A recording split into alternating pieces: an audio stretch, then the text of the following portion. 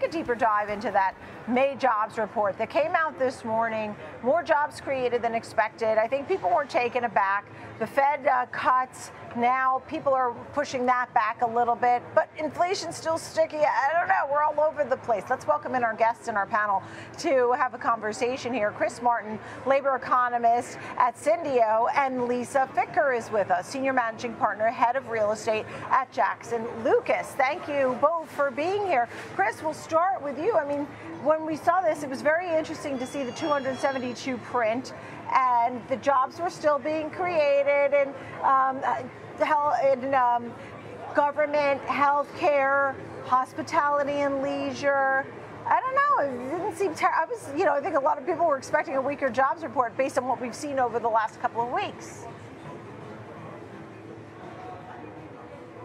And generally, we like good news. The bad news here is that it's kind of too much of a good thing. So the Fed is raising interest rates, trying to slow economic activity. And so we do want to see these jobs reports, and particularly wage growth in these job reports, start to slow. And we didn't see that today. That said, it's not that big of a deal because it's just one report among many. The reports over the course of the year have been about average for last year. So we're not seeing the level of slowing that we would like to see, but things aren't off the rails. And I think this is already priced into markets today based on what people believe the Fed will do as a response. Yeah. What were your thoughts, Lisa, on the jobs report today? I mean, did you have a takeaway this morning when you saw some of the details? I wasn't necessarily surprised, and thank you for having me, Nicole. Yeah, glad you're here. But I think that it's been very interesting because the U.S., people are just generally optimistic.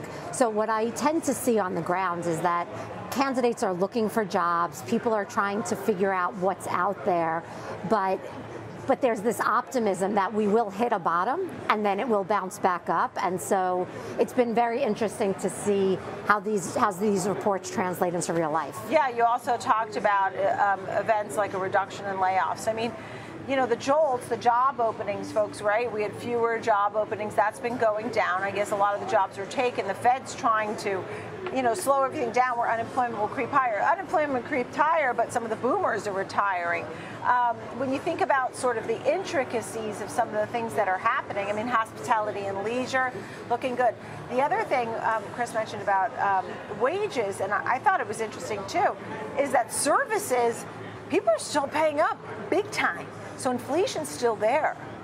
Yes, inflation is definitely still there. And I think if you look closely into the jobs report, I saw that hospitality has had a big uptick. Mm-hmm. And I think some of that is just making up for the downtick from COVID. And we're not there yet. We haven't even covered that yet. Yeah, to your point, the optimism, the resiliency of the consumer. Retail had jobs added. Chris, where do you think the Fed goes from here? I mean, it was supposed to be 3 cuts. Some folks that have come on said 1 cut, 50 basis points. Now there are folks that are saying no cuts this year. Where do you stand, Chris? Yeah, I don't think this report changes anything. I think what we want to look out for is next week's report on inflation. That's, of course, the metric that the Fed is trying to influence directly. And so if I were to guess, I think that inflation will be flat next week based on this week's report from the jobs report. And so I think we can expect the Fed to stay course with 3 cuts this year. Yeah. And Lisa, you do a lot of work in the world of commercial real estate, small family offices, private equity. How are you seeing the current landscape? You have a higher for longer yield on rates, right? But commercial real estate, I've been seeing some of the repair happening in a good way. Yeah, everybody's talking their book. So you have a bunch of people who are landlords owning commercial real estate. They want people back in the office. Mm-hmm. They want to be able to kind of get those folks here. And I think New York has done a really good job of being strong and bringing folks back. But it was very interesting because when the pandemic hit, I felt like there was an uptick in asset management hires. They needed people to manage their properties. And then about a year ago, I started seeing a tremendous amount of capital raisers being hired. And there is this sentiment that we're going to wait on the sidelines and take our dry powder, and we're going to hit a bottom, and when we hit that bottom, we're all going to be ready to pounce. So I think there are a lot of investors in commercial real estate in particular waiting for that. Yeah, well, look, I mean, they're raising capital. You have a lot of folks with private equity on the side that want to put money to work, and some of those leases are coming up. They have to redo them, and so they want a better deal. They got to have the money to have it because the situation. I'm going to give you the final thought here, Chris. Where do you think this economy really goes? Are you feeling worried or pretty good? Yeah, I feel pretty good about the economy. I think the Fed is going to meet their target of lowering inflation this year, and it will head into 2025 strong. Yeah.